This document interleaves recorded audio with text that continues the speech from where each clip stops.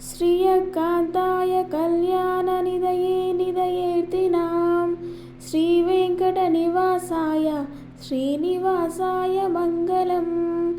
लक्ष्मीसविभ्रमालोकशुभ्रुविभ्रमचक्षुषे चक्षुषे सर्वलोकानां वेङ्कटेशाय मङ्गलम्।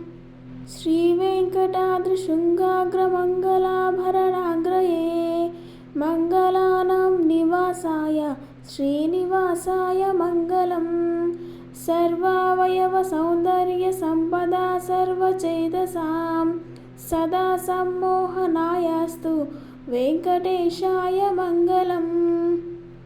नित्याय निरवध्याय सत्यानन्दचिदात्मने सर्वान्तरात्मने श्रीमद्वेङ्कटेशाय मङ्गलम्।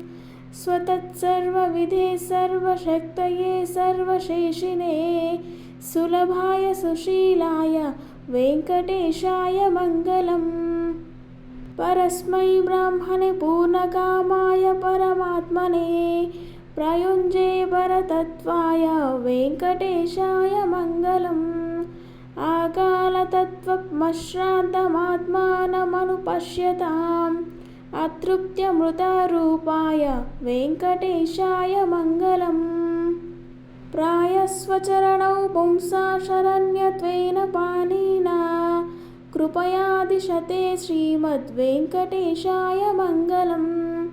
दयावृततरङ्गिन्यास्तरङ्गैरिव शीतलैः अपाङ्गैः सिञ्चते विश्वं वेङ्कटेशाय मङ्गलम्। स्रग्भूषाम्बरहेतीनां सुषमावहमूर्तये सर्वार्तिशमनायास्तु वेङ्कटेशाय मङ्गलम्। श्रीवैकुण्ठविरक्ताय स्वामी पुष्करनीतटे रमाय रममानाय श्रीवेङ्कटेशाय मङ्गलम्। श्रीमत्सुन्दरजामातृमुनिमानसवासिने सर्वलोकनिवासाय श्रीनिवासाय मङ्गलम्। मङ्गलाशासनपरैर्मदाचार्यपुरोगमैः सर्वैश्च पूर्वैराचार्यैः सत्कृतायास्तु मङ्गलम्।